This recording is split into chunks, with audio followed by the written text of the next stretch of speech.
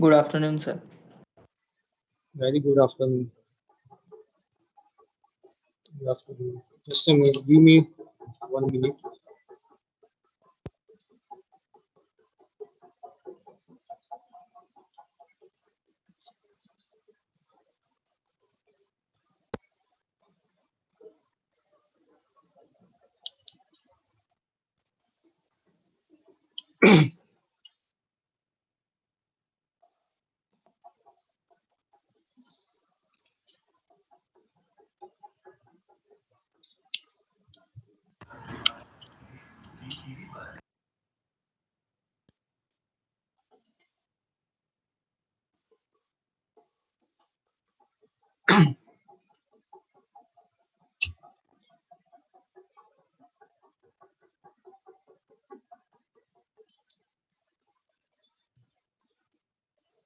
So I have shared my desktop. Is it visible? No, sir, currently it is not visible. Okay.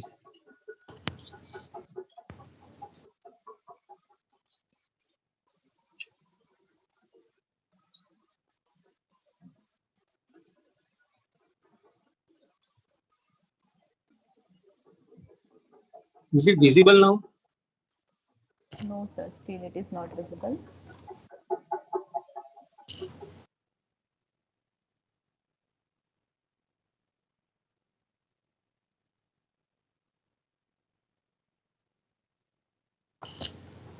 Now is it visible? Yes, sir, yes, sir. Okay. So good afternoon to all. Today I'm going to talk on greedy algorithm. So the outline of the talk will focus on why we require the greedy algorithm, then what are the characteristics of the greedy algorithm, for which kind of problems we should use the greedy algorithm.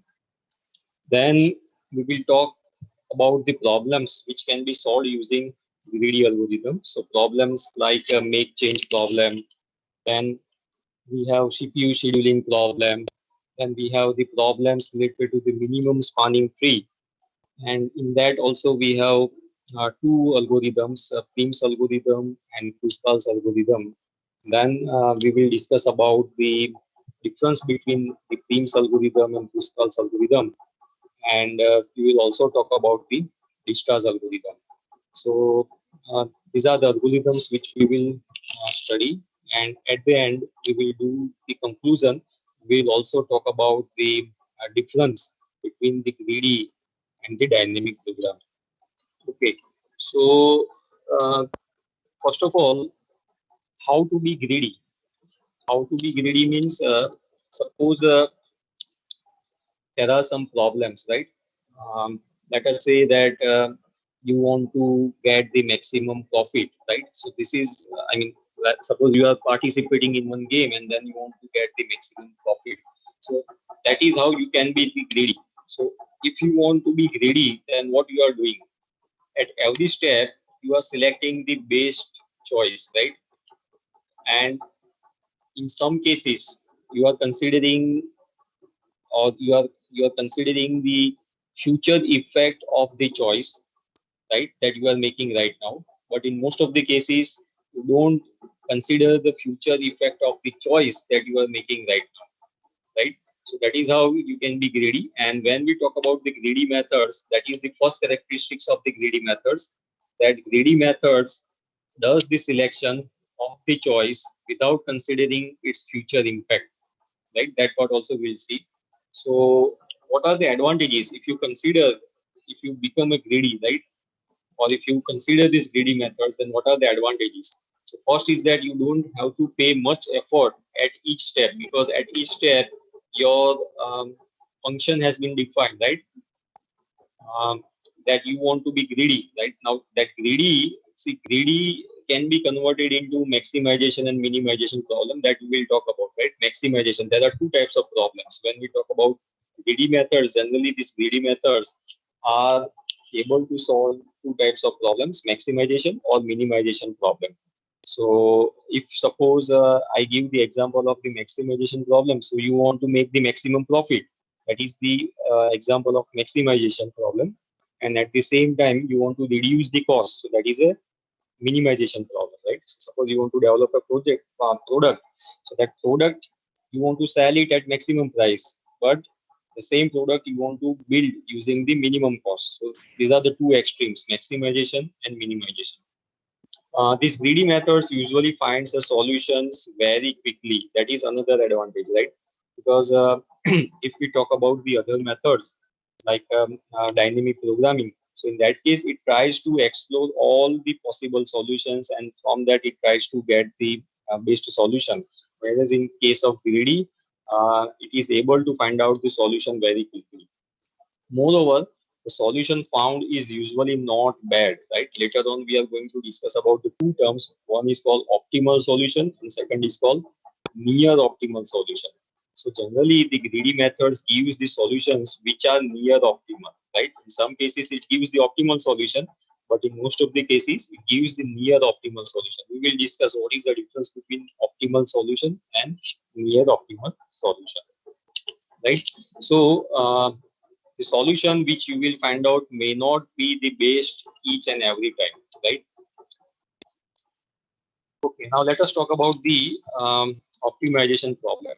So problem that have many feasible solutions. That is the first characteristic. Many feasible solutions, right? Many. There are different terms that we'll be using, right? Feasible solutions means possible solutions, right? So in maximization problem, we wish to find the solution having the maximum value. And in minimization problem, we want to find the solution with the minimum value. So I have given the example of maximization problem, right? We want to maximize the profit, and we want to minimize the production cost, right? So a greedy algorithm sometimes well for this optimization problems. That means maximization, minimization problems. Um, Many optimization problems can be solved using greedy approach, and the basic principle is that the local optimal decisions may be used to build the optimal solution. Right? There are two terms. One is called local optimal, and second is called global optimal. Local optimal means which is local solution, right? Which is local at a particular point of time. Global, right? So global means it is applicable to the entire problem, right? We will also discuss this, what is local and what is global.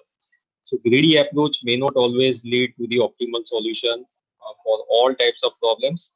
However, the important thing is that you should know that which problems can be solved using greedy approach and which problems cannot be solved using the greedy approach. So greedy algorithm always make the choice that looks the best at particular moment without considering the future impact, right? So suppose I want to invest into the stock. So what I should do? So I should select the stock which can give me high return in very short period of time, right? That means I am greedy and I'm considering the stocks, right? I'm considering the stocks which can give me the highest return, right? Similarly, when you play the cards, right? The objective is that uh, you will use these cars to get the maximum benefit without considering the future impact, right? So the hope is that the local optimal choices that you are making will give you the global optimal solutions. And this strategy can work for some types of problems. So we already talked about the maximization and minimization problems. Now these are some of the examples of maximization and minimization problems. So how can a car manufacturer get the most parts out of a piece of metal sheet, right? So you have a sheet, and out of that metal sheet, you want to get the maximum parts for the car. How can a company fit the most furniture into a truck of a certain size? So suppose you have to carry the furniture from one location to another location, right? Transportation problem. This is a transportation problem. So how can you adjust the furniture in a truck so that the maximum amount of furniture can be transferred from one location to other location? How can the phone company route the calls to get the best use of its lines and connections? So everywhere you can see, right? Maximum, you want to transfer the maximum furniture or most of the furniture. That means this is a maximization problem, right? Over here also you want to get the maximum number of part out of a metal sheet. So this is again a maximization problem.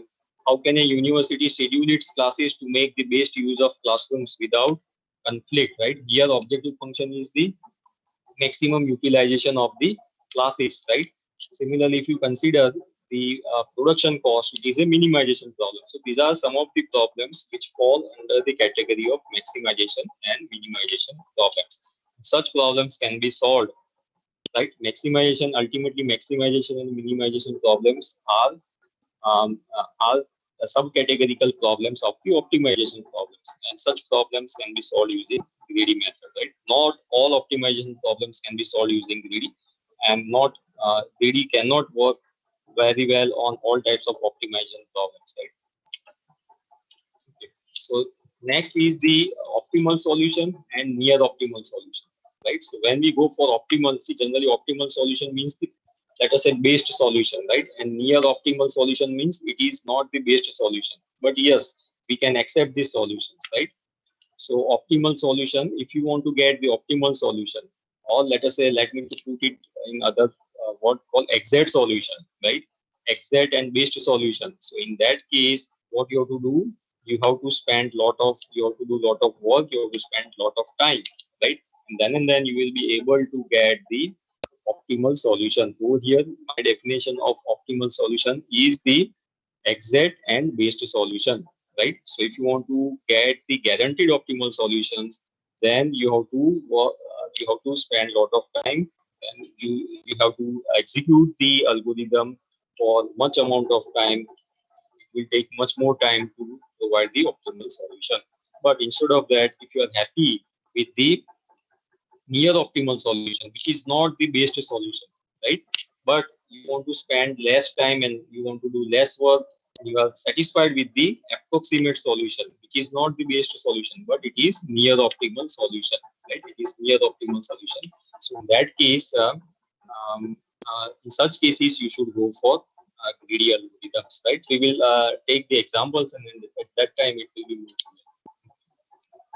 So greedy algorithms take decisions on the basis of information which is immediately available without worrying about the effect of these decisions on the future. So it never reconsiders the decision, right? Whatever decision has been taken, it has been taken. And there is no need to evaluate all other alternatives, right? So it will not try to explore all the area of the search space, solution search space, right? Greedy algorithms. Now, these are some of the advantages, right? Greedy algorithms are easy to invent, and it is easy to implement, easy to code. And at the same time, as I told earlier also, it spends less time and provides the near optimal solution. In some cases, in some problems, yes, it may provide the optimal solution. And this is the characteristics. You can say that local optimal, it will choose a local optimal solution. So it will choose a local optimal. It will make a local optimal choice at each step, and that is how it assumes that it will end up in a global optimal. Okay, so first is the making change problem, right? So in case of making change problem, first of all, let us try to understand the problem. So we have a set of points, and then one value is also given to us, right? And what we have to do is that we have to find the minimum number of points which can satisfy this particular value. So suppose this is a set of points which is given to us, where we have 5 paisa point, 10 paisa point, 20 paisa point, and 25 paisa. So this is the set of points, and this is the value which is given to us, right? 50 is the value. So now what we have to do is that we have to find out the number of points which are required, right? Which are required so that we can make 50 paisa out of this number of points, right? And over here, the objective is that the number of points should be minimum 1, right? So this is again a minimization problem, right? The number of points should be minimum 1. So first, let us try the first. Suppose we have 5 paisa coin, right? Right now I'm selecting 5 paisa coin. So how can you make 50? So you can use 10 5 paisa coins to make it 50. So in that case, we require 10 coins. The other alternative is that you can take 8 5 paisa coins and 1 10 paisa coin. So again, you can have 50 paisa, and over here the number of coins is equal to 9. Then you can take 10 paisa coins, so 5 10 paisa coins, it will make 50, and then over here the number of coins are 5. Similarly, if you take 20 paisa coins, right, over here the number of coins is equal to 3. So likewise, at the end, if you take two 20 paisa coins, right, in that case, you will have the only 2 coins. So can somebody tell me over here what is the best solution? So one can easily say that the last one is the best solution, because over here the number of coins, right? The number of coins are minimum one, which is 2 only, right? So this is one problem. And then what are the steps, right? So if suppose one has to write down the algorithm for this, so what are the steps that we carried out, right? How we proceed? So what we did? So first is we have a array of coin and a given value. Now we have to make sure that the array is sorted, right? Over here you can see that the array is sorted, right? 5 10 20 25. Then we have to take the coin I as much as we can, right? And in that, after that, we have to increment the count. And if the solution is found, then we have to break it. Otherwise, we have to repeat these steps, right? So every time we take the coin, we have to increase the count, and then finally we have to print the count, right? So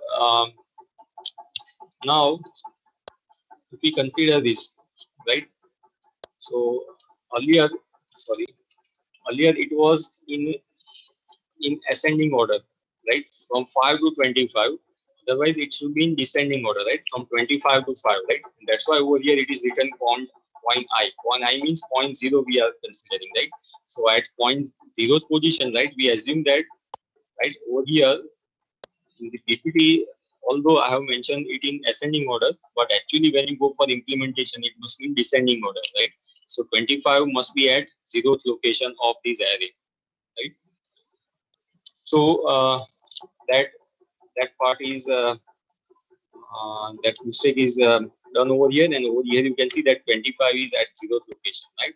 Now the value given is 70, right? Value given is 70. So suppose we apply, we are applying this algorithm, right, which we discussed just now, right? So we will start with 0.0. So at point 0 we have 25 paisa coin, right?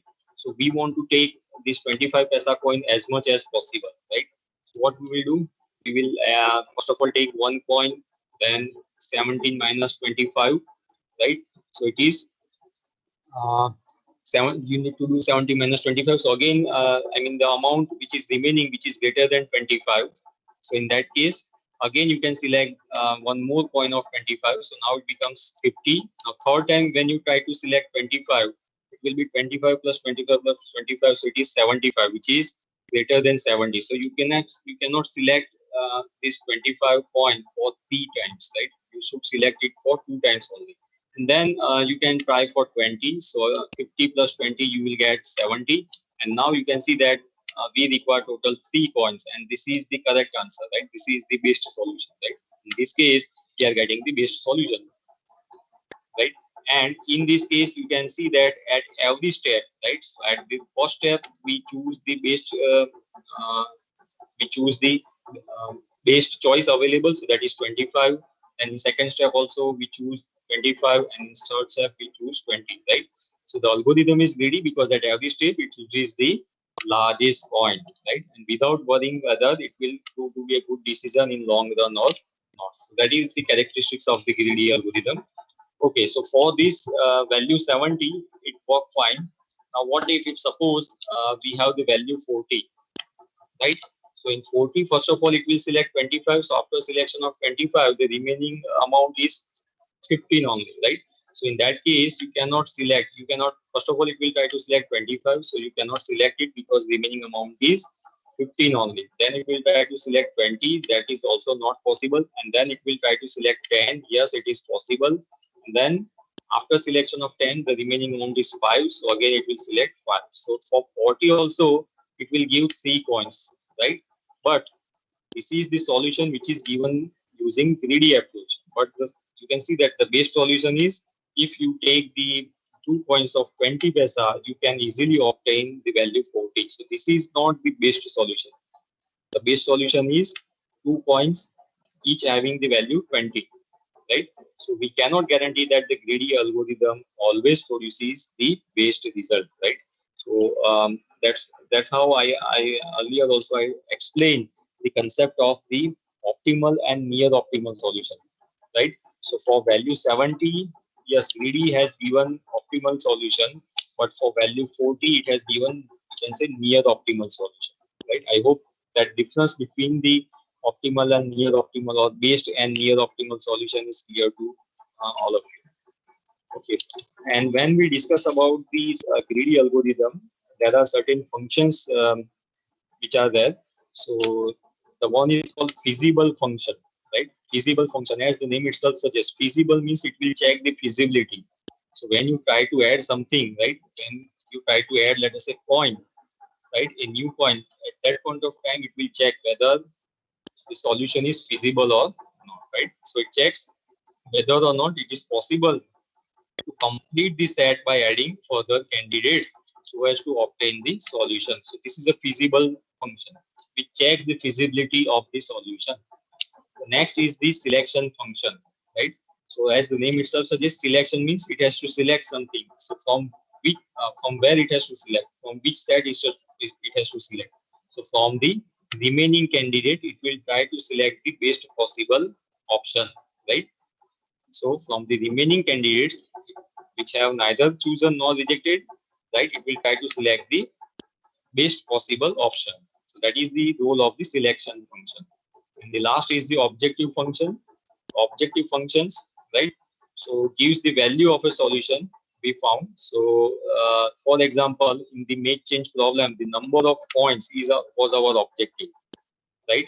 Then in certain cases, suppose you want to find the shortest distance between two nodes. So in that case, length of the path can be the objective function.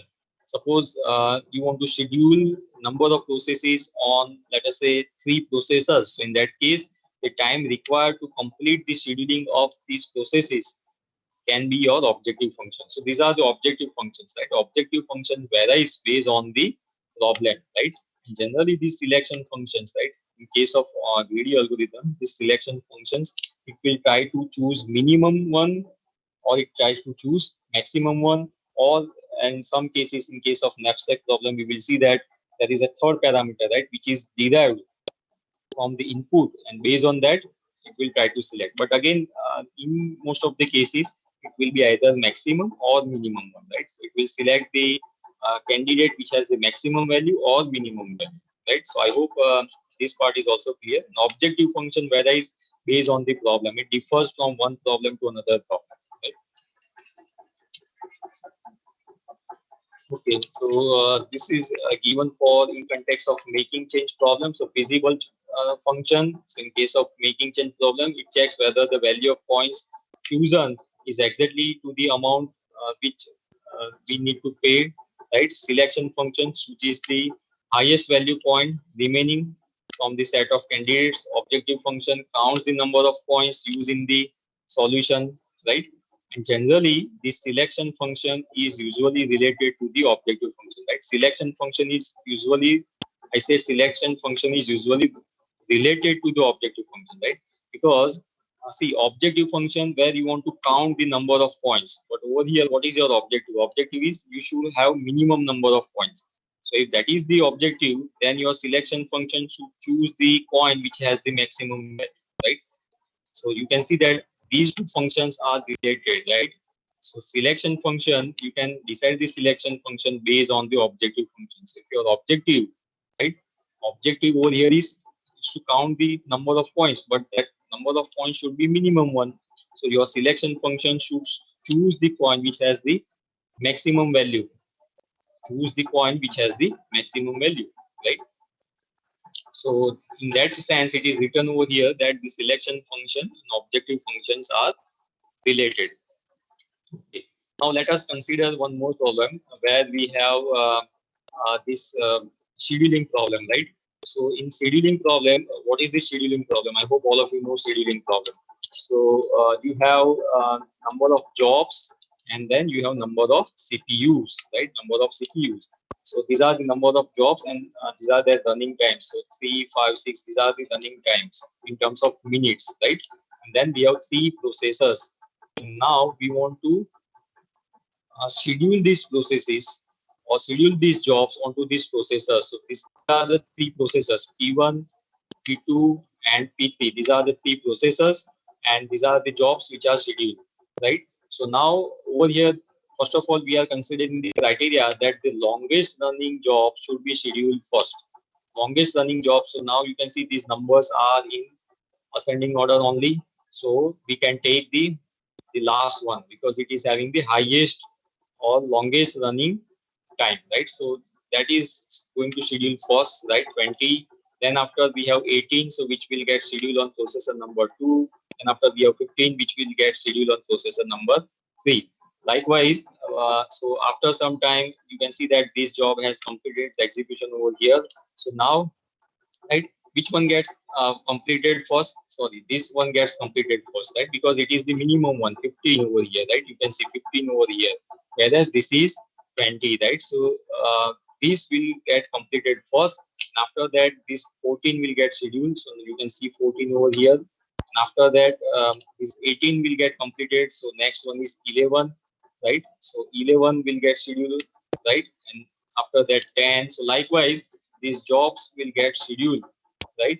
And then if you follow this way, then the total completion time that you will get is 35 minutes, right? 35 minutes. How can you get the completion time? So what you can do, you can do the addition, right? So 20 plus 10, 30 plus 3, 33. Over here it will be 18 plus 11 plus 6, right? So it is equal to 35, and 15 plus 14 plus 5. So it is 34. So you need to consider the maximum one, right? Because these jobs, right? You cannot say that all jobs have completed its execution until and unless you have one job left, right? That's why you need to consider the maximum time, right? So that is why over here it is written that the total completion time is 35 minutes, right? So now our in this case our criteria is longest running job first, right? Now let us change our criteria and let us change our criteria. Now we are considering shortest job first, right? So this is our criteria. So if you consider shortest job first, so now you need to consider like this 3, 5, and then 6, right? So here you can see that job number 3, job which is having scheduling time of 3 minutes gets scheduled first, then 5, and then 6, right? And then after 3 gets completed first, so next is 10, right? And 10, and then 11, and then 14. Likewise, these jobs will get executed. Over here, you can see that the maximum one is this one, right? Which is 6 plus 14 plus 20, which is equal to 40 minutes. So earlier, we were getting 35 minutes. Now we have changed the criteria. So for that, we are getting 40 minutes. So if it is shortest job first, it is 40 minutes. If it is longest job first, it was 35 minutes. Right.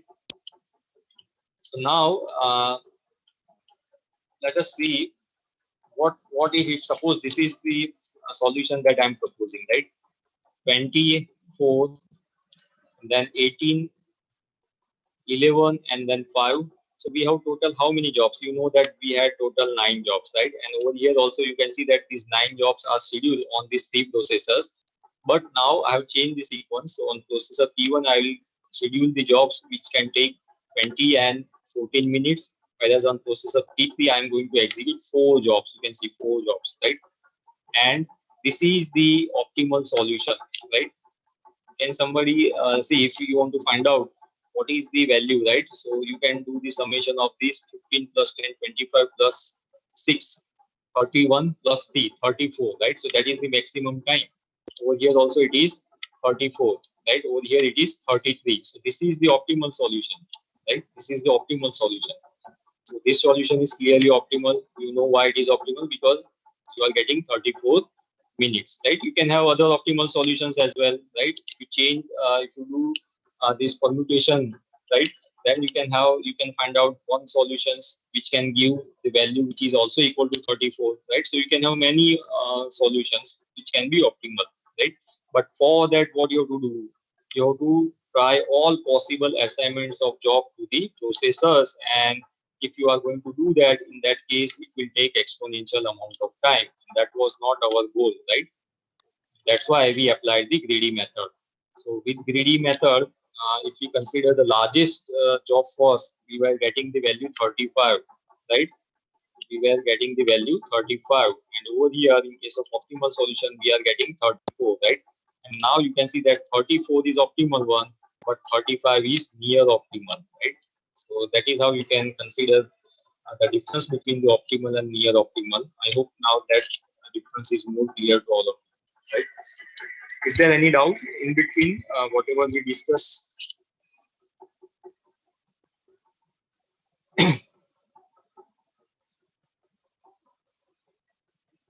Is it clear to all of you? Yes, sir. Okay. Yes, sir.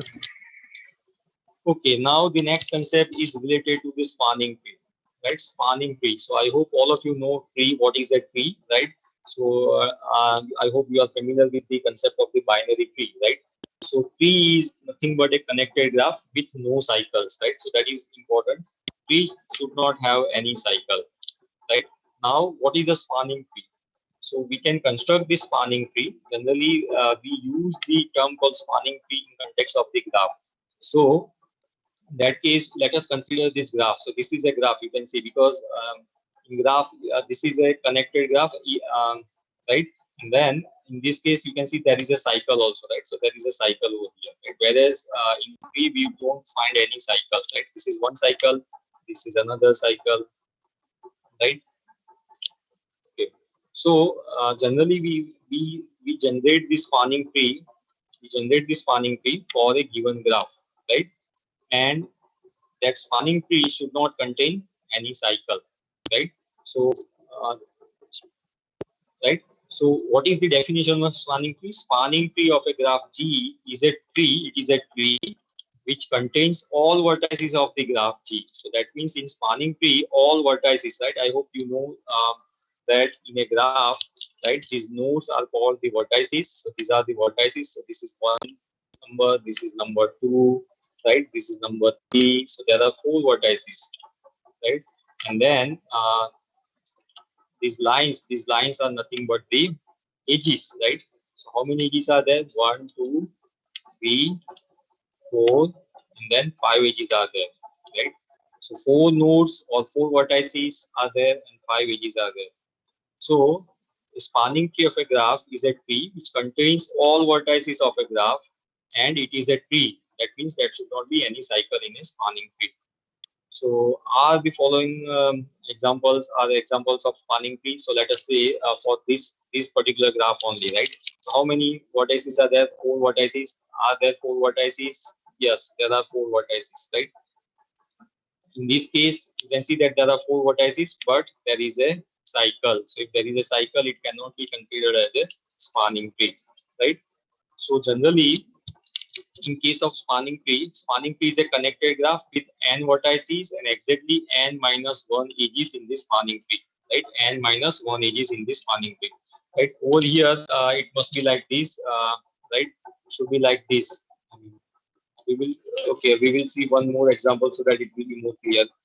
Uh, Now, next question is that suppose the graph is given to us, then how many spanning trees are possible?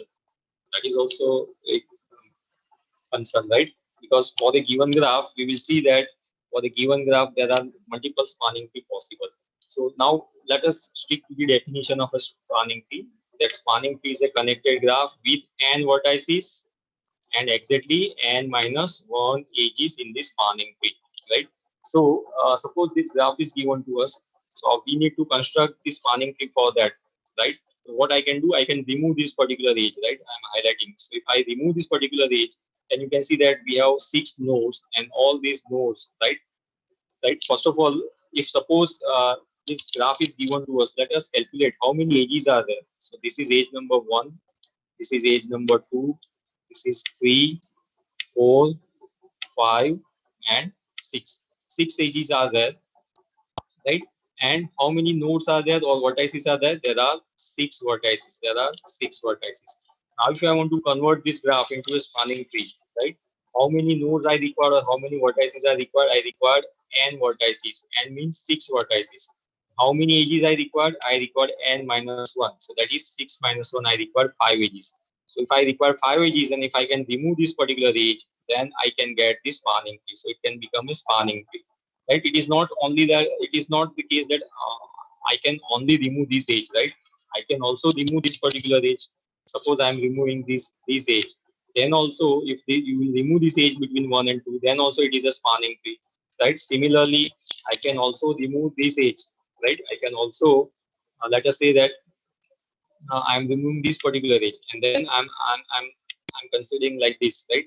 So it is also a spanning tree, right? So ultimately, what is the problem? The problem is that there are 6 vertices or 6 nodes, and we there are 6 edges, and spanning tree should contain 5 edges. But how many edges are there? There are 6 edges are there in a given graph. So what we have to do is that we have to select 5 edges out of given 6 edges. If we want to do that, it becomes the problem of 6C5, right? Where the possible solutions are 6. So that means there are 6 spanning trees which are Bipul possible. ঢাবি, যেমন নামটা জানি, সারনেমটা ঢাবি,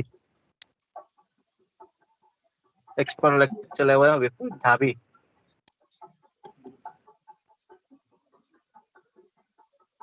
Hello?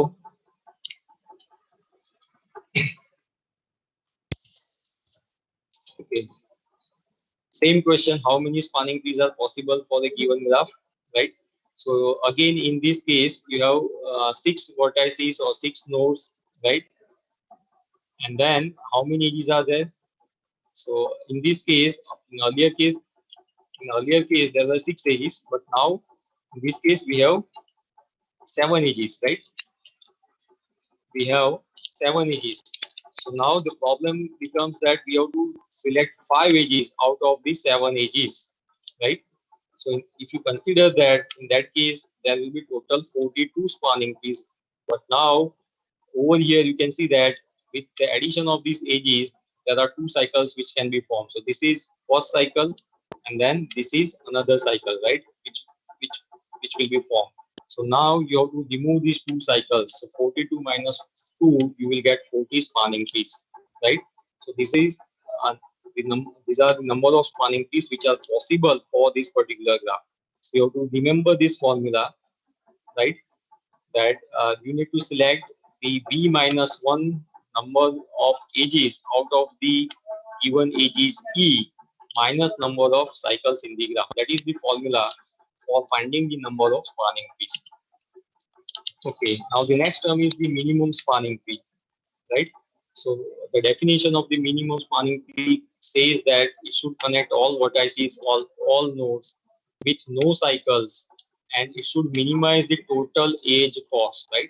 Total edge cost. We will see what is total edge cost, but you should remember that it should minimize the total edge cost, right? So in this case, suppose this graph is given to us, right? So in that case, again, you can consider that how many spanning trees are possible. So how many nodes are there? There are 4 nodes, right? So you require 3 edges, right? And how many edges are there? There are 6 edges. So 3 minus, because there are cycles, right? There are cycles over here, right? This is one cycle, then this is another cycle, right? Then this will be the third cycle, right? And similarly, this will be the fourth cycle, right? And that's why I have deducted the value 4. So these are some of the spanning trees which are possible for this given graph, right? You can see this. You can see. So there are 4 nodes in the given graph, right? A, B, C, D.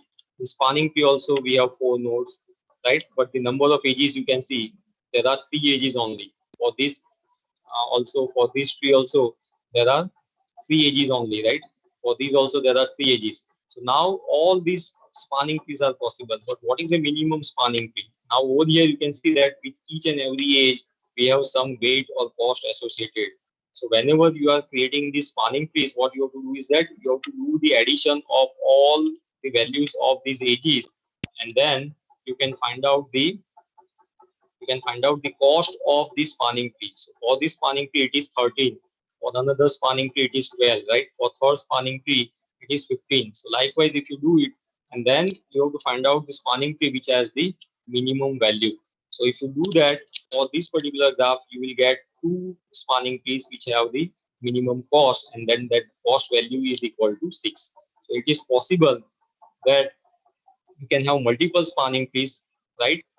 You can also have multiple spanning trees which can have the same cost or minimum cost 6, right? But it is also true that you will find out the spanning trees, multiple spanning trees, but the minimum cost will be same for the spanning trees, right? I hope you can understand that part. So first of all, we have considered the concept of the spanning tree, and then we are moving towards the concept of the minimum spanning. So these are not these minimum spanning tree. These all are the spanning trees, right? For the given graph. So these are the possible spanning trees. But what is minimum spanning tree? You have to do the summation of the weights or the cost associated with each and every edge in the spanning tree. And then if you do the summation, whatever the value that you will get, right? For all these spanning tree, out from all these spanning tree, you have to find out the spanning tree which has the minimum value. To do that, in that case, you will be able to get the minimum spanning tree, right? So it is possible that for the given graph, you can have multiple minimum spanning tree, but the cost associated with this spanning tree, minimum spanning tree, will be same, right? That is the important concept. Okay, so one more problem over here also, you can see that this graph is given to us, and then we have these spanning trees, right? So these are the spanning trees, but what is the minimum spanning tree? Because over here the cost associated is 5, whereas in this case the cost associated is 7. Over here it is 7, and that's why this is minimum spanning tree. So minimum cost spanning tree, right? I already explained these concepts. A spanning tree that has minimum total weight is called minimum spanning tree, and technically it is a minimum weight spanning tree. Minimum cost spanning tree have many applications. For example, building cable networks that join n locations with minimum cost, building a road network that joins n cities with the minimum cost. So everywhere you can see that ultimately we try to reduce the cost, right? So in such applications, this minimum cost spanning tree will be useful, right? So let us say construct the telephone network which can connect the cities with each other with the minimum cost. So this is one of the problem which we discussed, right? And to generate the minimum spanning tree, we have different algorithms. So we are starting with the first algorithm, that is the Prim's algorithm. So is it clear the concept of spanning tree and minimum spanning tree?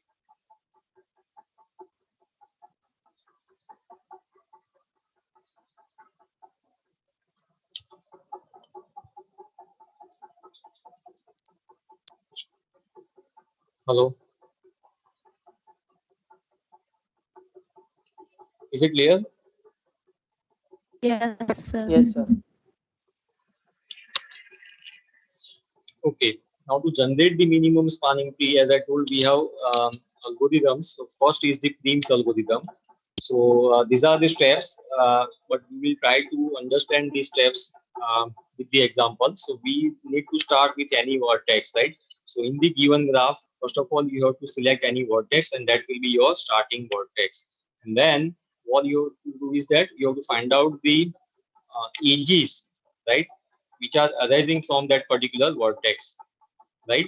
And then you need to say select the minimum one, and then once you select the minimum one, you will get another vertices, and then the same process you have to repeat for the remaining vertices, right? So that is the logic for the Prim's algorithm. We'll see with the example, but always remember that it always take the lowest cost edge between nodes, right?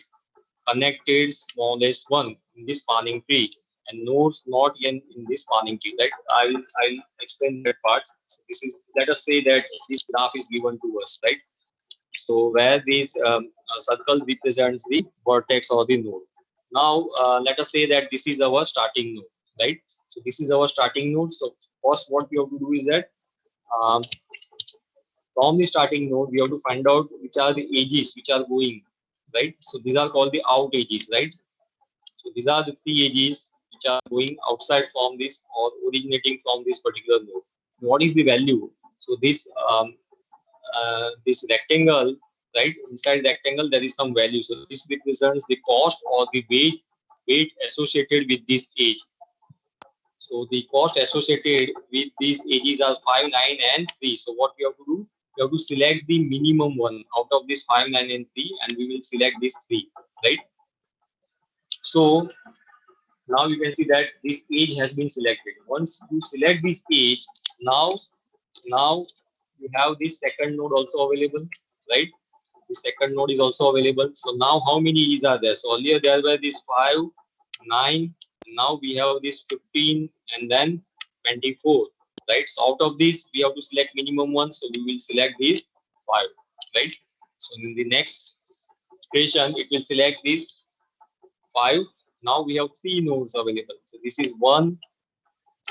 This node was selected in step number 2. Now this node has been selected in step number 3, right? And this time we have these many edges, right? Because from 3 also there are certain edges which are going out, right? So these are the edges, right? So out of these 4, 18, 14, 9, 15, and then 24, you have to select the minimum one, which is nothing but the 4. So now we will select this particular edge, and our next node will be this one, right? Right. Again, so now there are 4 nodes, so you have to repeat the steps. So we have now the values like 2, 7, 18, 14, 9, 15, and 24. So we will select these 2, right? Then once you will select 2, now you have one more node added to the list of vertices. So now you have to select, you have to consider these many edges: 6, 21, right? These 6, 21, 7, 18, 14, 9, 15, and 24. So out of these we will select these 6, right? So likewise you have to repeat this process, right? You have to repeat this process. So next time again 7, then yes, now this is important. Now you will select 7, right? So after selection of the 7, now so this node will come. So now you have almost except these 4 nodes which are in black, you have all nodes which are covered. But now you have to select these many edges, right? So this is one edge having value 18, 14, 9, 15, 24, 12, 20, 10, 8, and 21. So now one can say that I'm going to select this particular edge. But if you select this edge, then there will be a cycle, right? You can see this cycle over here, right? So it will form one cycle. So Prim's algorithm states that while you select the edge, you need to select the edge with the minimum cost. But at the same time, you have to also make sure that that edge should not form any cycle, right? That edge should not form any cycle, right? How can you find it out? Because see, these vertices are already part of the selected set, right? So now if you try to add this edge, right, what will happen? It will make a short circuit, and that should not happen. That is what Prim suggests, right? So that's why when you try to select this 8, right, it will make a loop, and that's why you don't have to select it. And if you don't select it, the next candidate is this particular age with the value 9. So this won't be selected, this age won't be selected, and this age will be selected, right? So now you can see 9. Again, we need to repeat the same process. So it will be 10, right? And then 9, and then 11, right? So now you can see that all the vertices of this graph are covered. There is no vertices left in the graph.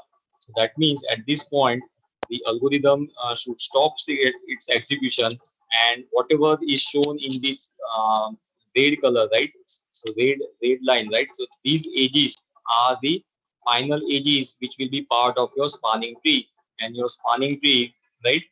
Your spanning tree will look like this, right?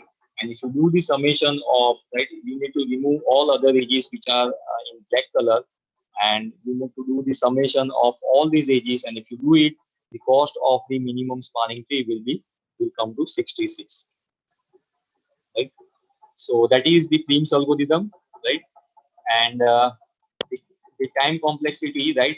We are not going to discuss about the time complexity, but if you use the binary heap, it will be big of E log V, and if you use the Fibonacci heap, it will be in terms of big of E plus V log V.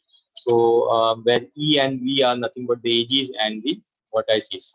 Okay, so that is Prim's algorithm, where our focus, right? What is the requirement? The requirement is that we should provide the graph and we should provide the starting vertex. So these are the two inputs, and what is the output? Output is nothing but the total cost of the spanning tree, right? Okay. The next alternative algorithm is called the Kruskal's algorithm. Kruskal's algorithm. So the Kruskal's algorithm, first of all, it sorts the edges in the graph in the increasing order, and it will select the shortest edge, right? So over here, we don't have to provide the starting or source vertices, right? We don't have to provide the starting vertex or source vertex, right? It assumes that the edges of the graph are in the increasing order, and it will start it will start by selecting the edge which is having the minimum value, right? And then it will iterate through the loop, right? It will examine all the edges and select the next sorted edge, and then it will mark this edge as the examine. Examine means it has been selected, and it will select the next edge if there is no cycle created, right? So again, no cycle was the criteria in case of Prim's algorithm. Was there also the no cycle criteria is there in Kruskal's algorithm also, right? Okay, the difference between the Prim's algorithm and Kruskal's algorithm we will see, right? So let us consider the same example. So this is a graph which is given to us, but now you know that we don't require the source node or starting node, right? So what we have to do, we have to consider the age or the cost associated with these ages, right? So these are the cost associated with these ages, right? So now what we have to do, we have to arrange these values or the cost of these ages into the in a particular order, right? So minimum one should come first. So we will start with 2. Then we have the age with 3. So this will be the next one. So 2, 3. Then we will have 4 likewise, right? So we will arrange these values or the cost associated with these ages in particular order. So that is called sorting of the ages. So now this is the sorting of the ages. You can see, right? So now what it will do, it will try to select the first edge having the value 2, right? So if we'll select these 2, right? Now these 2 vertices are, are part of this particular edge, right? So this edge will get selected, right? Next, this particular edge which is having the value 3 will get selected, right? Next, the edge which is having the value 4 will get selected. Next, this edge which is having value 5 will get selected, right? Next, this 6 will selected, 7 will selected, 6 will selected, 7 will selected. But now when we go for selection of 8, now you can see that it will make a cycle, right? It will make a cycle. So this 8 won't get selected, right? And it will select this age having the value 9, right? So likewise, now in 9 also, see over here also you can see that there are 2 options possible. This age is also having the value 9, and this age is also having the value 9. So it can select any one out of these 2, right? It is possible, right? So it can select any one out of these 2, and then after it can select the age having value 9, right? And then 10 and 11. So this will be the minimum spanning tree with the cost 66. So this is the output which is produced by Kruskal. And now if you compare the outputs which are produced by Prims and Kruskals, you will find that the same output is produced by Prims as well as Kruskals with the cost of the minimum spanning tree is equal to 66. But it is not the case always, right? In some cases, Prims may produce the minimum spanning tree, right, which may alter or which is different than the spanning tree which is produced by Kruskals, right? Because Kruskals works on the edges, Whereas in case of themes, we always start with the source node, and from source node we are moving towards the other nodes, right? Right. Okay. So this is the themes and Kruskal algorithms which are used to produce the minimum spanning tree from the given graph. So applications of themes and Kruskal algorithm is to produce the minimum spanning tree from the given graph, right? So can somebody tell me the difference? Now I have explained both the algorithms, but can somebody tell me the difference between the themes and Kruskal algorithm?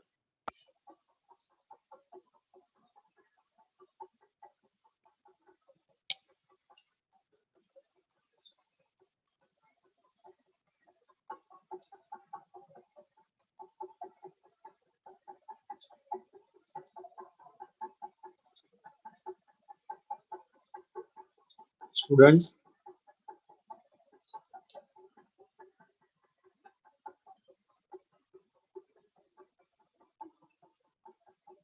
The difference between the Prim's and Kruskal algorithm.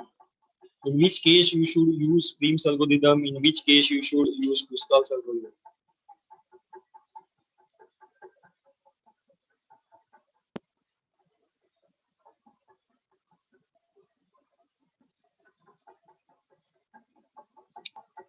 Am I audible, students? Yes, sir, you are audible, sir.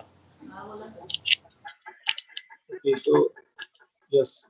Can If you somebody want tell? to Yes. if you want to span the tree from any vertex, then Okay. use prims. Okay. Okay, that is one answer, because see, Prim's algorithms requires the input, right? Both algorithms require input. So Prim's algorithm require the input in form of graph and the starting or the source vertex. Whereas in case of Kruskal's algorithms, it requires only graph as an input, right? Because it works on the edges, right? Or the weight of the edges, right? So now if you see carefully, if you observe this carefully, right? That's why I told you to concentrate. If you observe the carefully, let us see. Let me to show you one part, because that is what I'm going to discuss next, right? So I have shown you this example, and this is what we discuss. So if you observe carefully, in case of Prim's algorithm, we are starting with the source or starting vertex, right? And then you can see the first edge has been selected, the next second edge has been selected. So it is forming a tree, right? You can see it is forming, it is expanding, right? The nodes are expanding, and these nodes are connected with each other, and that is how it is expanding, right? You can see, right? That is how it is expanding, right? The nodes are connected. So at see, if you let suppose I am running the Prim's algorithm, right? And I stop the executions of the Prim's algorithm in between. It has not completed its execution. What I will get? You can see still I will get the tree.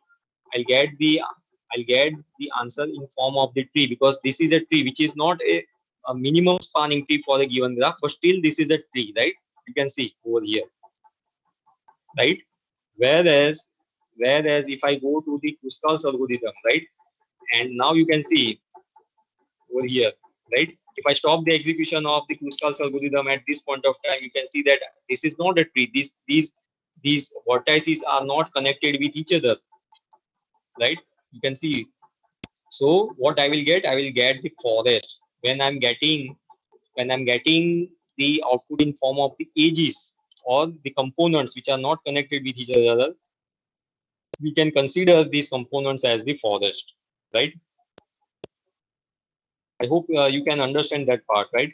So now we will see the one more example of the Kruskal's algorithm, because Kruskal's algorithm, when we discuss generally, it is implemented using the mean heap, and that is how we can reduce the complexity of the Kruskal's algorithm. So this is what exactly we did in the earlier example also. In case of Kruskal's algorithm, we will repeat the same steps. Now you can see that over here earlier I explained this Kruskal's algorithm, right? By presenting you that these edges are sorted, and that is how we started, right?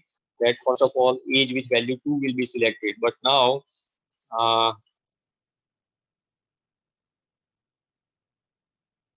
stored in the in the computer, right? Suppose you want to represent these edges. So this is how you can represent these edges, right? You can create the array, and that is how you can store this information. So we have the age, let us say age from S to G. So this is the age S to G, and it has the value 1. So again, these ages are sorted only, right, based on the cost or the weight associated. Now what we are going to do, we are going to go through these ages one by one. So first of all, we'll select the age HG, right? So this age will get selected, no issue. Then we will select age with value 2. So this age will be selected. Now again, you can see that if I stop the execution of the Kruskal's algorithm at this point, what I will get? I will get two ages, or I will get two components which are not connected with each other, and these two components are nothing but called forest, right? So then I'll select one more age with value 2, then 4. Again, you can see that this is nothing but forest, right? Because there are three different components which are not connected with each other. Then one more age, CF, having the minimum value will be selected. Then CD, likewise, right? Now if I try to select HI, right? HI, where is HI? So HI is over here. So if I try to select these, I'll form a cycle, and which is not allowed, right, in Kruskal's algorithm or in Finn's algorithm also, right? So we will not select, then BC will be selected, AH, right? If I try to select AH, right, again, you can see AH. So again, we will have one cycle, right, over here, which is not allowed, right? So likewise, you can go through and then you can select all these edges, right? And this is what the minimum spanning tree which we will get, right? Okay, so now let us discuss the difference between the Prim's and Kruskal's algorithm. So Prim's and Kruskal's algorithms both will generate the minimum spanning tree, right? So both are useful for generating the minimum spanning tree. Moreover, most of the cases, both algorithms will give the same total cost. That means the cost of this minimum spanning tree, which is produced by Prim's and Kruskal's algorithm, will be same, right? But it may generate the different trees, right? So the number of edges which will be considered by Prim's and Kruskal's may differ, right? If the graph has edges with the same weight. In case of Prim's algorithm, user is required to provide the start node or the root node, right? Which is not required in case of Kruskal's algorithm. That is what we have seen. And if we stop the execution of the algorithms in the middle, Prim's algorithm always generate the connected tree. But the Kruskal's algorithm, on the other hand, can generate the disconnected tree or the forest. I hope this point must be clear, right? This point must be clear to all of you. I was talking about the forest. So that is the meaning of the forest, right? You have the disconnected components. When you stop the execution of the Kruskal's algorithm in between, you can have the disconnected trees or disconnected components, right, which can be considered as a tree. Okay. Moreover, the time complexity of the Prim's algorithm is in terms of d go of n square, whereas time complexity of Kruskal's algorithm is in terms of d go of e log n, where e is nothing but the number of edges and n is nothing but the number of nodes, right? Now, this is important. Suppose if the given graph is a complete graph or a dense graph. What do you mean by dense graph? Dense graph means the graph where you can have number of edges. Each and every node are connected with each other, right? So let me just show you one example. So right now, let us say we have these 4 nodes, right? So these 4 nodes, right? Each and every node is connected with every other node, right? So this is nothing but, it is called dense graph, where the number of edges are very high as compared to number of nodes, right? Right. So I can have one more, so that you can see that the number of edges will be drastically increased in that case, right? You can have edge like this also, right? So you can see that over here, the number of edges, right? This is a dense graph where the number of edges are increasing exponentially. When you increase one particular node, right, you will have more number of edges, because each and every node is connected with each and every other node, right? So that is called dense graph. So in such situation, right? In such situation, what will happen, right? In such situation, when you have dense graph where the number of edges will be n into n minus 1. Why n into n minus 1? Because n is the number of nodes, and each node is connected with every other node, which is equal to n minus 1. And generally, this is connected, right? We are not considering the directed graph, and that's why it is divided by 2. So if you consider these, the number of edges will be in terms of n square, right? This is n into n minus 1 divided by 2, which is nothing but n square. So these e, which is nothing but the number of edges, will be replaced by n square, and you will have the complexity of b go of n square log n. So now tell me, the Prim's algorithm's complexity is b go of n square, and the Kruskal's algorithm complexity is b go of n square log n for the dense graph. So definitely one can go for Prim's algorithm because it is having the less time complexity, right? So for dense graph, or for a graph where you have number of edges are very high as compared to number of nodes, one can go for Prim's algorithm for generation of minimum spanning tree. But if your graph is a sparse graph means you have less number of edges in the graph. In that case, this E will become n at max, right? So E will become n, and the time complexity of Kruskal's algorithm will be b go of n log n. So this b go of n log n is very less as compared to n square. So in such cases, one can go with the Kruskal's algorithm. So there are two situations. One situation is when you have very dense graph. Dense graph means very high number of edges. In such cases, go with the Prim's algorithm. When you have sparse graph where you have less number of edges, go with the Kruskal's algorithm because its time complexity is less as compared to Prim's algorithm. So I hope this part is also clear to you. Is it clear?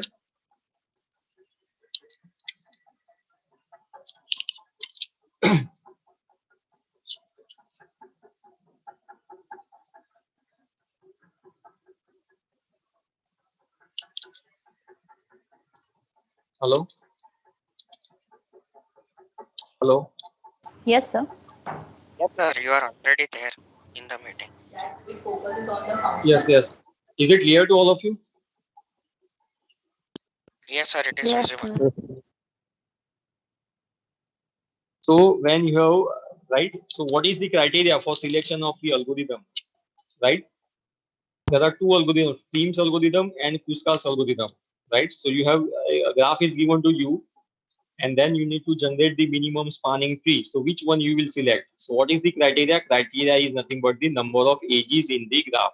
So if the number of edges in the graph is very high, then go with the Prim's algorithm. If the number of edges in the graph are low, right, in that case, go with the Kruskal's algorithm, right?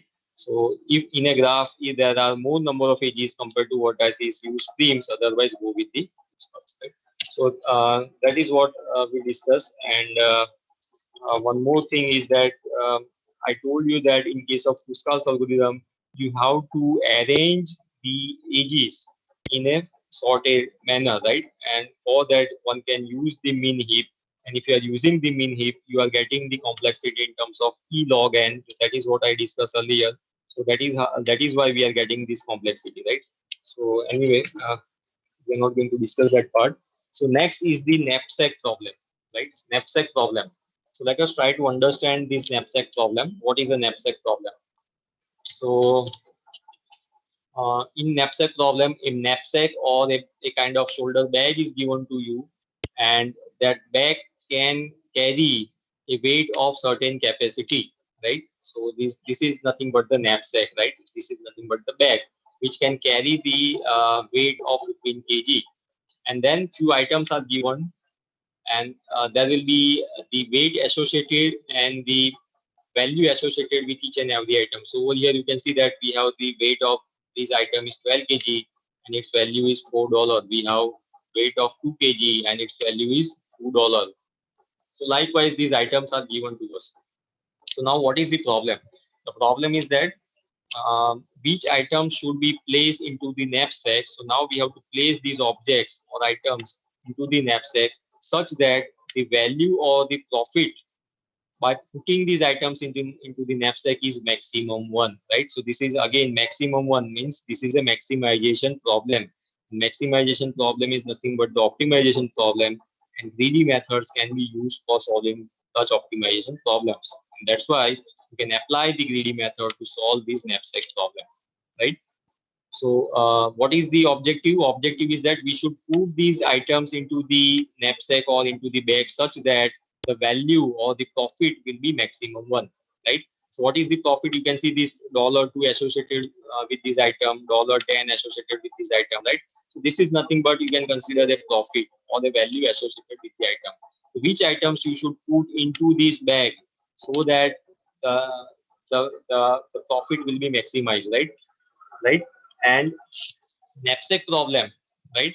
And the constraint which needs to be followed is that you have to consider the weight or the capacity, that capacity of the knapsack. So what is the capacity of the knapsack? It is 15 kg. It cannot carry weight more than 15 kg, right? So what you can do, you can put this 12 kg, and then can you put 4 kg? No, because 12 kg plus 4 kg will be 16 kg, which is greater than the capacity of the knapsack. So you cannot put these two weights fully at a time, right?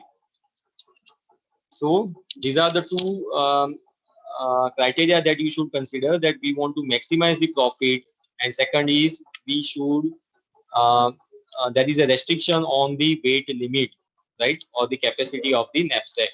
So knapsack problem is also known as the container loading problem, right? Earlier when I started the discussion, I also discussed this container loading problem, right? What is the container loading problem? You have some furniture at some location X, let us say. There are number of furniture items available, and then you have some vehicle, right? Let us say this is a vehicle, right?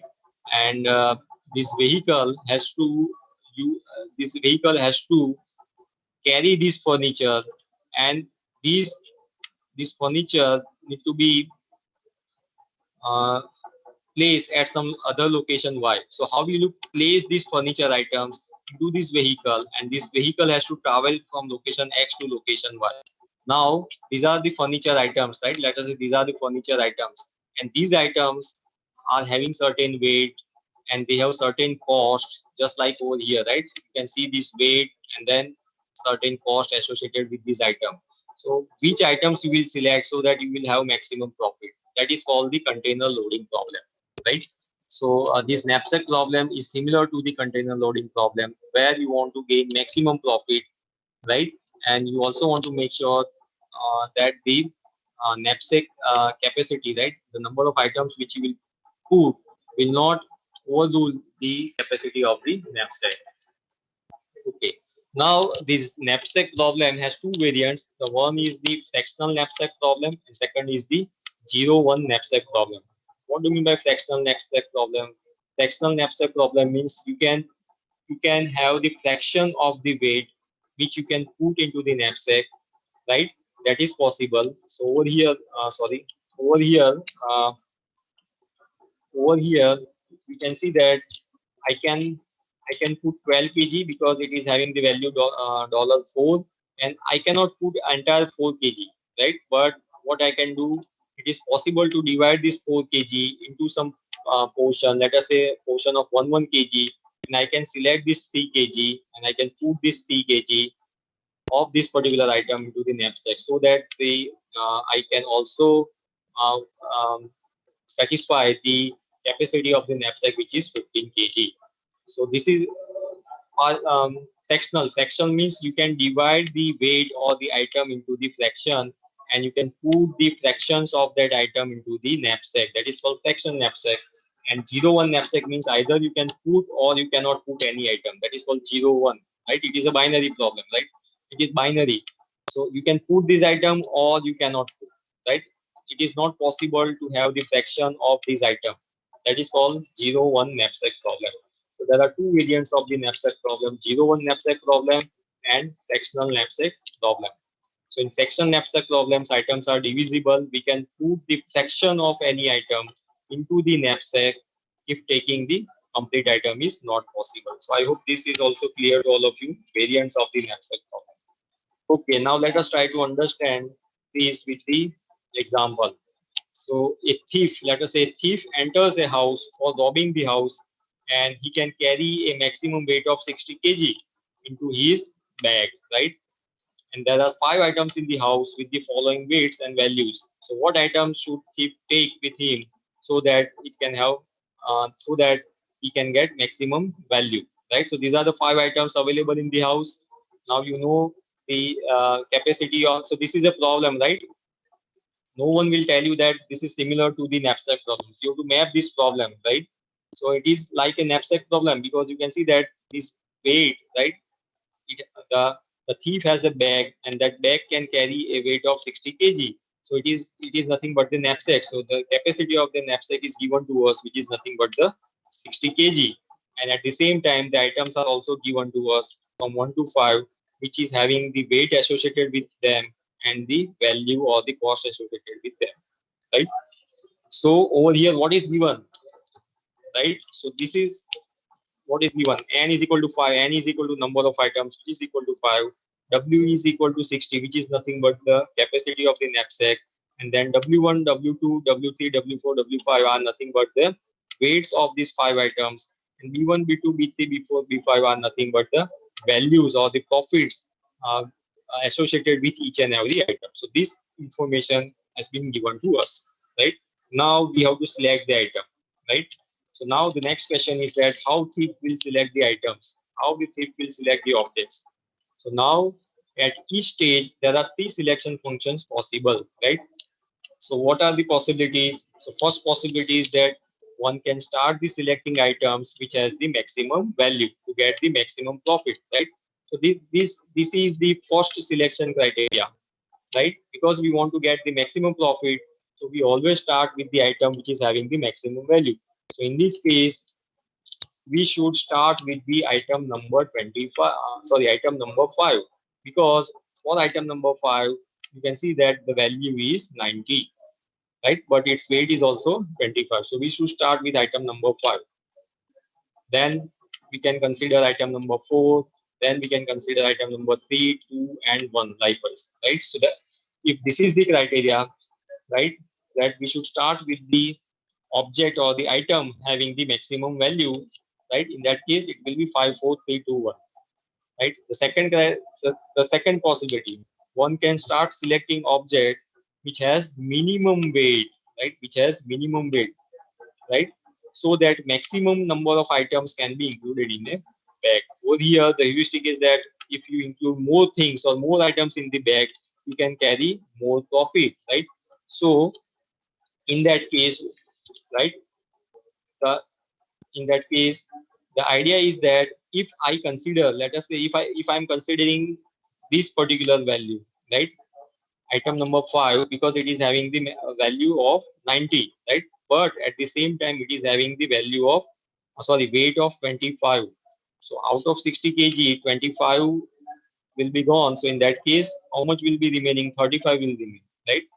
But instead of that, if I start with the item which is having the minimum weight, right, which is having the minimum weight, so in that case, I can include as many items as possible, right? Because if I start with 5, right, having the weight 5, right, I can include 12 such items of 5, right? Or if it is not possible, only one item has been given. So in that case, I can include 5, then I can include 10, then I can include 15, right? Likewise, then I can include 22. So the idea is that if you include more number of items, you will have more profit, right? That is the idea in criteria number 2, right? So this was the first criteria. This is the second criteria, and then there is one more third criteria, right? So we can avoid these 2 extremes, right? Because these are the 2 extremes. Considering the items having the maximum profit and considering the items having the minimum weight, these are the 2 extremes, right? We can avoid these extremes by choosing the object whose value per unit weight, right? This is something which we need to calculate, which is called value per unit weight, which is as high as possible. So now over here, we have to calculate one value which is called value per unit weight, right? So these value per unit weight we have to calculate for each and every item, and based on that we can consider the inclusion of that item into the knapsack, right? So now we are going with the criteria number 3, where we will discuss how to calculate this value per unit weight, right? So we will see what is value per unit weight. Let me to show you. So you have this value and then you have this weight. So value per unit weight. The name itself suggests value divided by weight. Value divided by weight, you will get 6, right? Value is 30, weight is 5. So value per weight. So for each kg, you will have value 6. Over here, value is 40, weight is 10. So value per weight is 4, right? Then we have 45 and 50. So value per weight will be 3. Then we have 77 divided by 22. So it will be 3 point something, right? 3 point something you will have. And then over here 90 divided by 25. So it will be again 3 point something, right? So these are nothing but the value per weight. And you can see that the value per weight is highest for item number 1. So we should select item number 1 first, then we should select item number 2 likewise. And the value per weight is minimum 1 for this item number 3 because it is 3 only, right? So we should select this item number 3 at last. That is the meaning of value per weight, right? So now what is the greedy algorithm for this fractional knapsack problem? It is for each item, we need to compute the value per weight ratio. After calculating, we have to arrange these items in the decreasing order of their value per weight ratio. And then after, we have to start putting the items into the knapsack, beginning from the item with the highest value per weight ratio. So this is the algorithm. And now let us see the steps. So now you can see that this value per weight ratio has been calculated. And now these items are arranged based on this value per weight ratio, right? So this value per weight ratio is calculated. You can see this. So first, which item will come? So item number 1 will be there. So you can see in sorting, item number 1 will be there. Then after item number 2. Then after over here, the value per weight ratio is 3.6 for item number 5. And that's why you can see item number 5 over here, right? Then item number 4. Over here, you can see item number 4. And at last, item number 3, right? So this is value per weight ratio, and based on that value per weight ratio, we have sorted these items, right?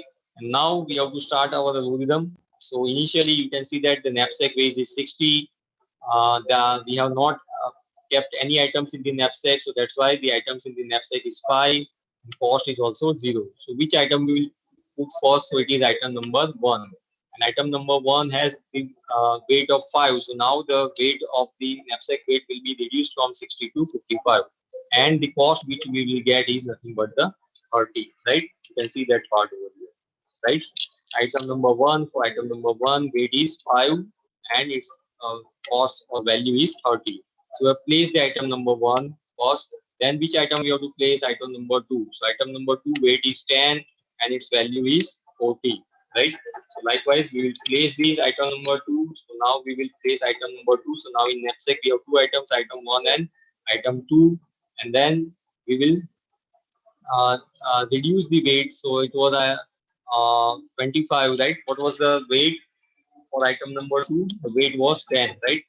So it was 10, and that's why you can see that from 55 now it has reduced to 45, and the value or the cost will be 70. So likewise, if you do, right, then these many items will be there. I1 will be there, I2 will be there, I5 will be there, and I4 won't, the whole I4 won't be there, but 20th portion out of 25 kg will be there, right? So I1, I2, and I5, these 3 items, whole items will be there, but fraction of the item number 4 will be there in the knapsack, right? And considering that, now you can calculate the profit, right? So these are the items which we will have in the knapsack, right? So I1, related to I1, we have the value 30, right? Related to I2, we have value 40. Related to I5, we have value 90. So if you do the summation of these, right, 90 plus 30 plus 40, it will be 160 plus 20th portion of 22th portion for I4, because in I4 you can see that weight is 22, but in knapsack we have only capacity to carry 20. So that's why we have taken 20 out of 22 For that, we can calculate this. It must be 22 over here, not 27. So it must be 20 divided by 22 multiplied by the value for that particular item, which is nothing but the 77. If you do that, then the cost which you will get will be approximate around 230 units. And you can also see that the total weight that you will have in the knapsack is nothing but the 60, right, which is the maximum capacity of the knapsack, which is equivalent to the maximum capacity of the knapsack, right? And again, the time complexity over here, it must be in form of n log n. You will see that. Okay, so I hope the knapsack problem is also clear to you. Is it clear?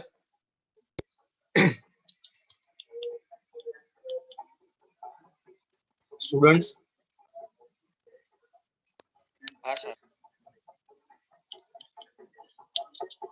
Okay. Now the next algorithm is the Dijkstra's algorithm. So Dijkstra's algorithm is used to find out the single source shortest path, right? So single source shortest path problem. What is the single source shortest path problem?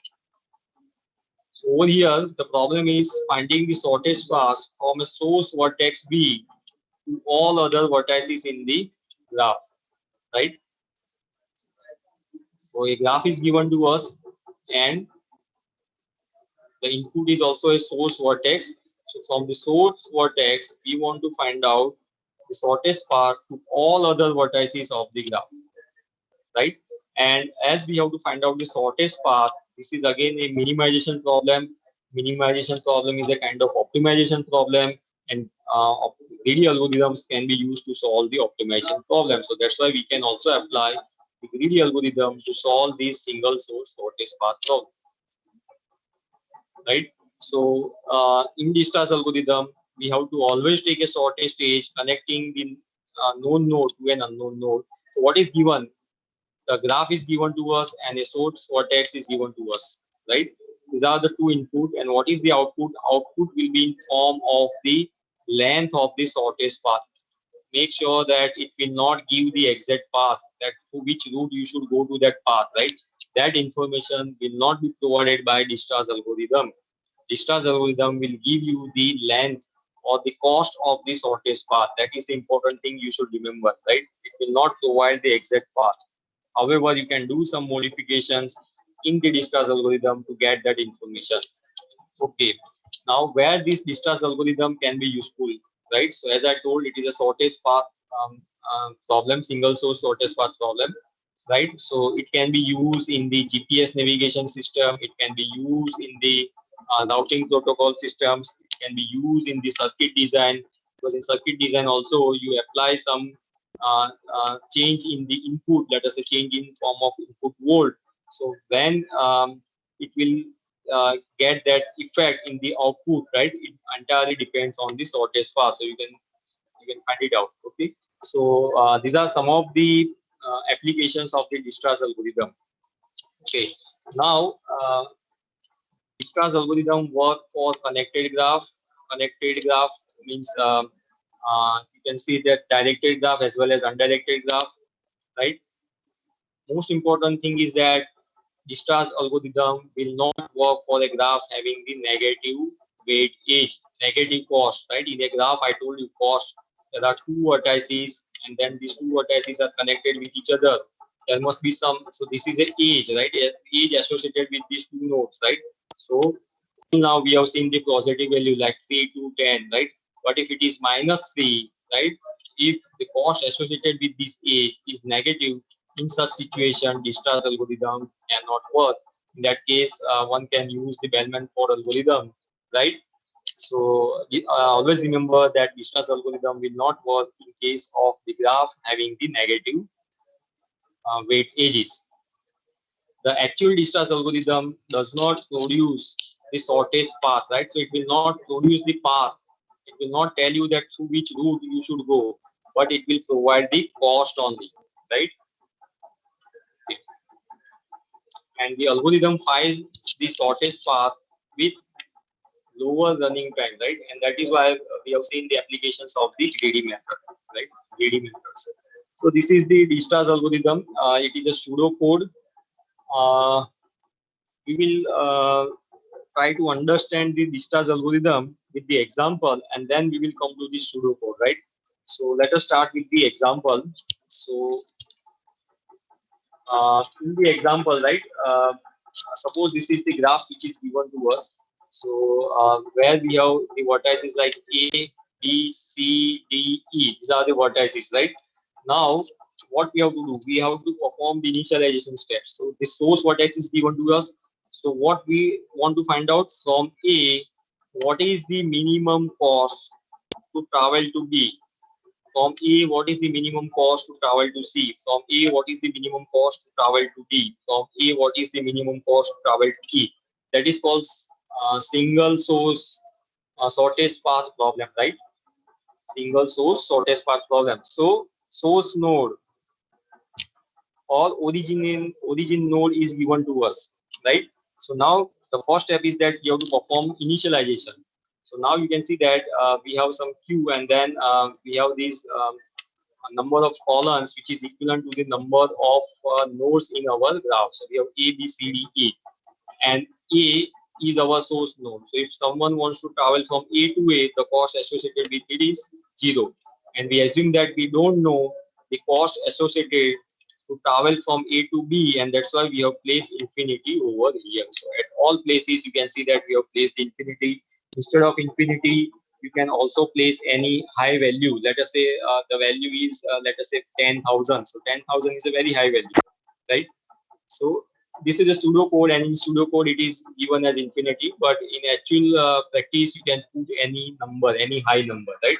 So this is the initialization step, and over here S is again a set of nodes, right? So it contains the set of nodes which are visited. So we are starting with A. So this is the initialization steps of the Dijkstra's algorithm.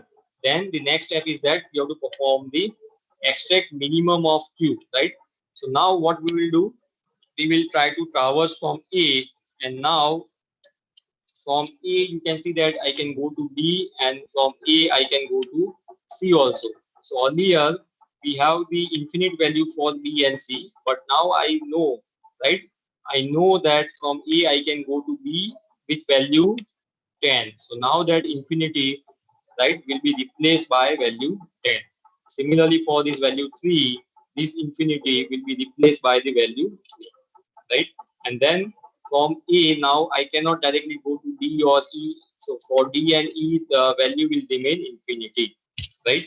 And that is called relaxing of all edges leaving A. Relaxing of all edges leaving A means we are considering the edges leaving the node A. So these are the two edges which are leaving the node A, and then based on that we are updating the values in the table. So over here you can see that we are updating the values in the table. From infinity we have updated the value 10, from infinity we have updated the value 3.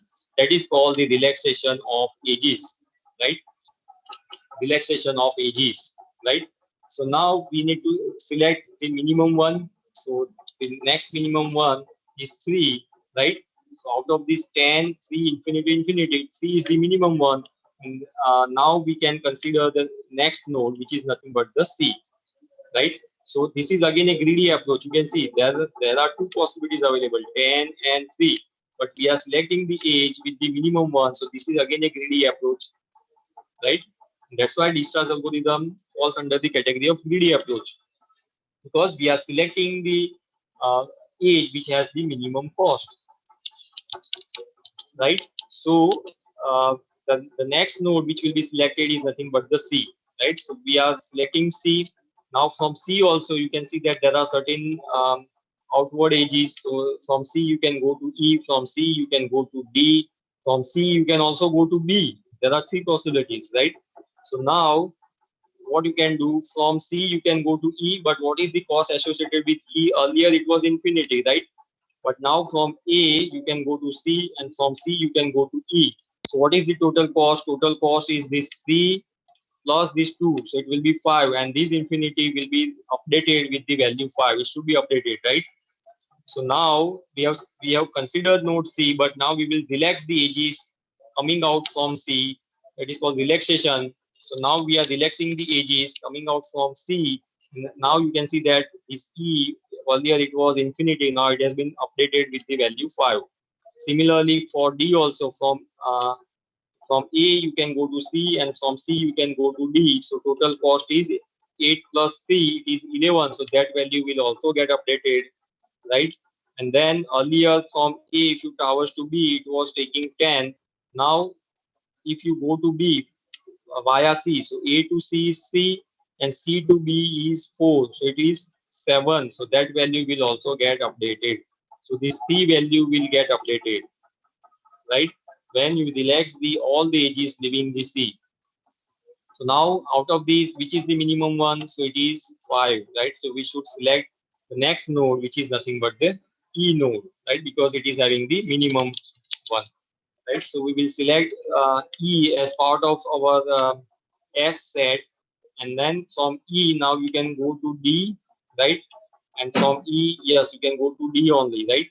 So now if you go to D, what is the total amount? It is 3 3 plus 2, 5, 5 plus 9, 14, right? But from A, you can see that we can already reach to A. From A, we can already reach to D with the value 11. So these value won't get updated, right? So for E, when you relax the edges, when you perform the relaxation step for node E, right, nothing will be changed, right? Nothing will get updated, right? So next, now you will have the same number 7 and 11. Out of 7 and 11, 7 is the minimum one.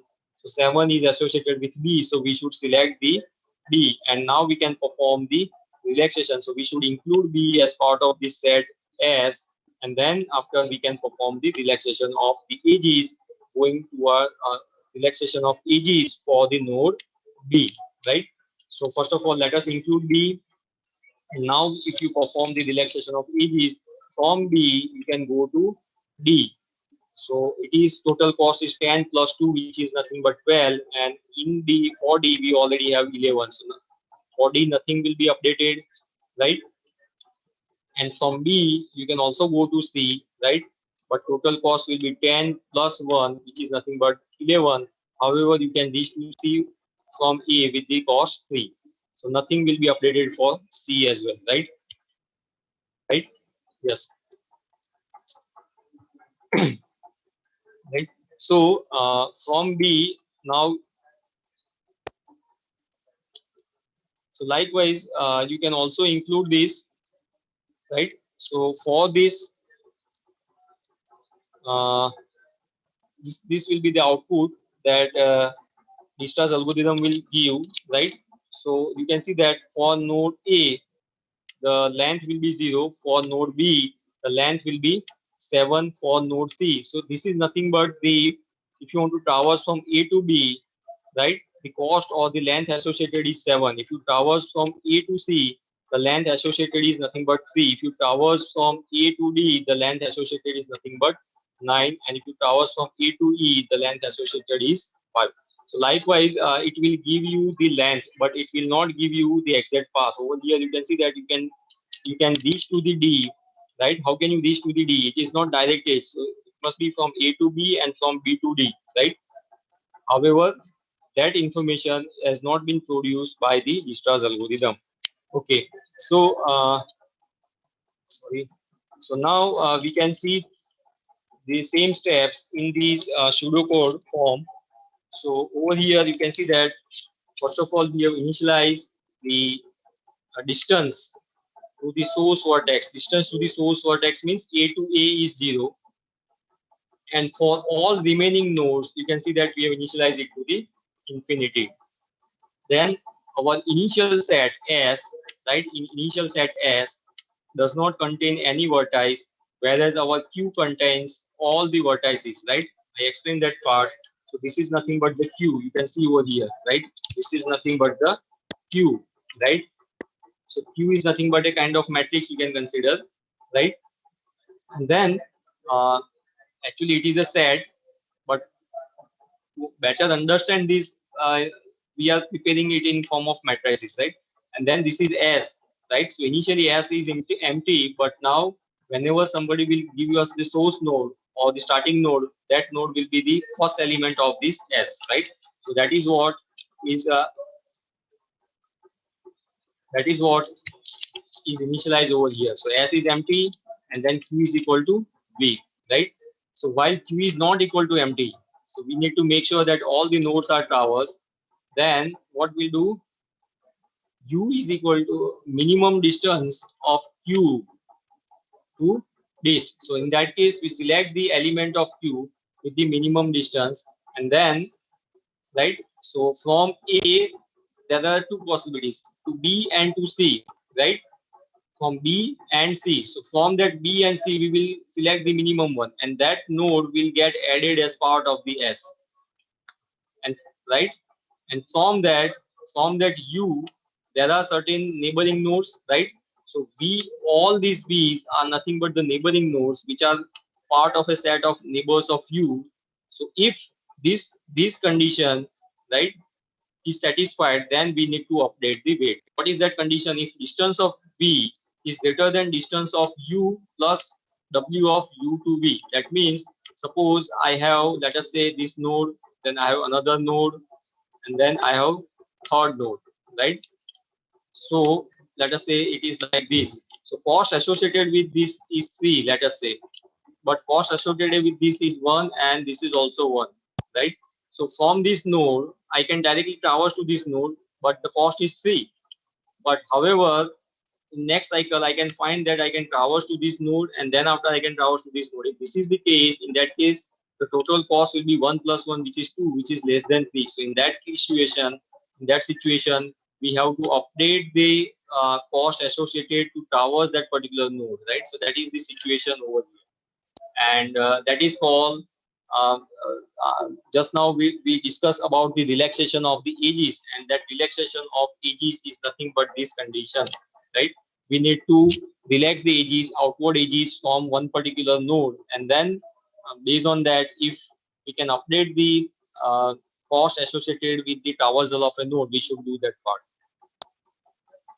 right? So that is the Dijkstra's algorithm, right? Okay. Okay, and find the time complexity, right? What are the steps that we need to perform, right? So total time complexity will be in form of n square or v square, where v is nothing but the number of vertices. Okay, so that is all from my side. Now, if you have any questions, you can ask, students.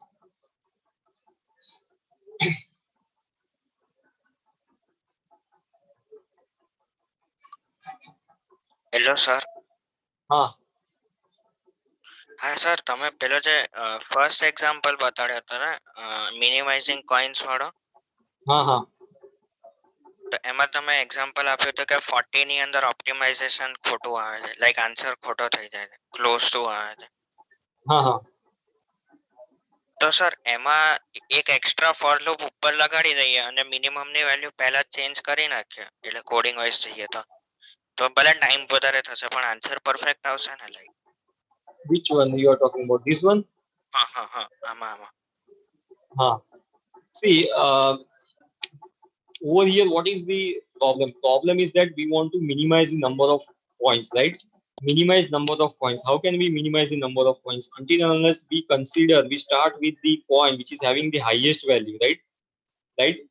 So that's why we have arranged these points in this particular order, that the point which is having the highest value, right, we should select it first. So we should start with 25, right? And then 20 is not possible, right? 20 is not possible, so that's why we will go with 10 and then 5, right? Now what you are telling, તમે શું કહેવા માંગો છો અહીંયા? આને હું change કરી નાખું, 20 પહેલા આવે એમ? ના ના ના ના ના, આજે તમે કર્યું એ તમે એક ફોર લૂપ થી કરશો, રાઈટ? કે coins of i divided by sorry value modulo divided by coins of i, અને પછી value equals to value modulo coins of i, correct? No, what I will do, I will do value, whatever is the value, and then I will subtract 25 from that particular value, and that will be the remaining amount. Next time when I'll try to select this coin, again I'll try to start with 25, but that at that point of time, what is the remaining amount? It is 15 only, so I cannot select this. Are you getting? My logic will be, my logic will be whatever is the value. So new value will be after selection of first coin. The new value will be 15 only, and because of that, I cannot select this particular coin.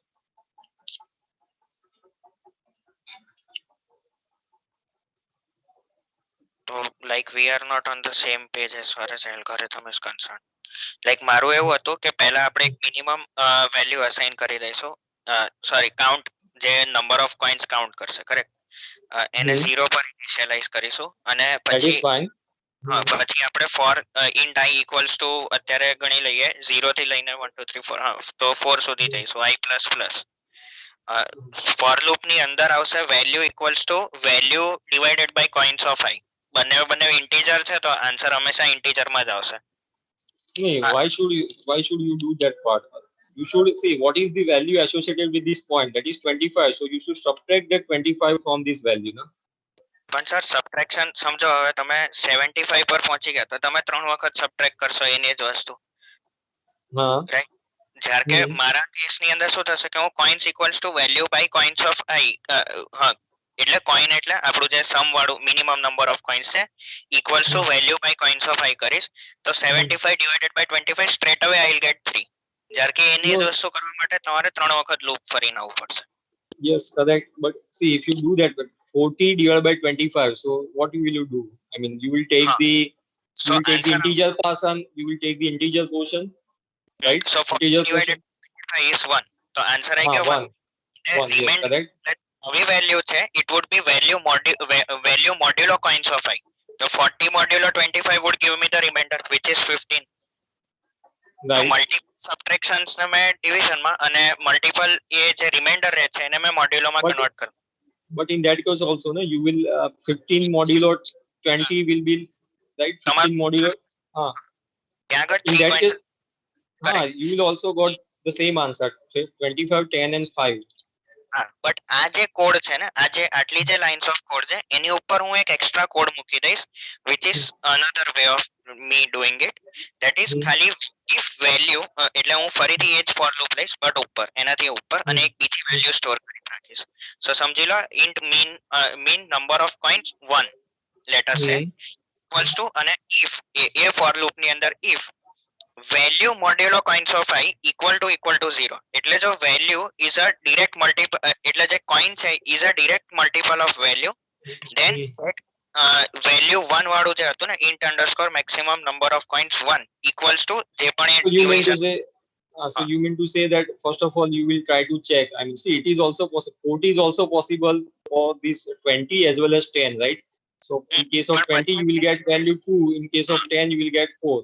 Yes. Correct. પણ જ્યારે એ first time થશે ને ત્યારે જો એ loop ને break કરી નાખીશ. Yes, but suppose see in this case I have taken the value 40 which is multiple of 20, right? Which is multiple of 20 or which is multiple of 10 also in case, right? But if you consider 45, let us say, in that case તો હવે મને ખ્યાલ આવી ગયો કે તમે 5 પર જઈ રહ્યા છો. સો હવે શું કરીશ હું એ બંને વેલ્યુઝ ને કમ્પેર કરી લઈશ અને એમાંથી જે મોટી હશે કે જે નાની હશે એ વાળો answer.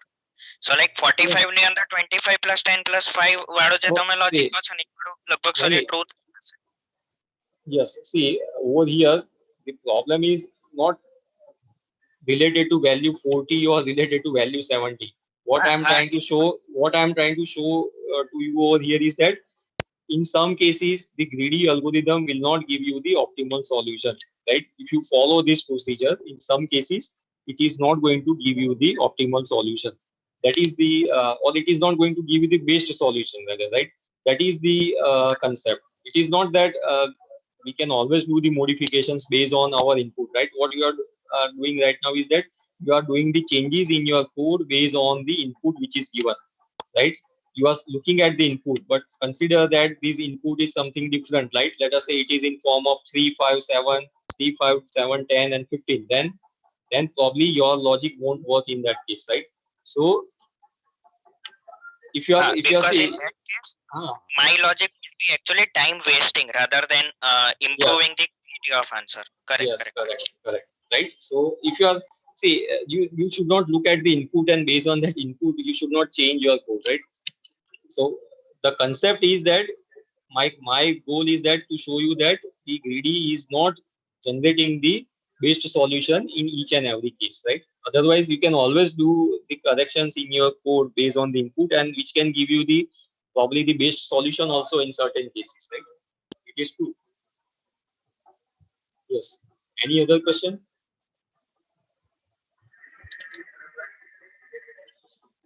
Hello, students.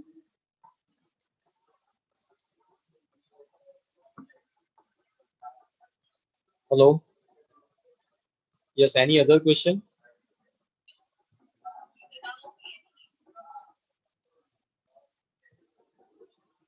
Madam? Students, if any query, then ask me. Ask her. Yes, sir. Yes.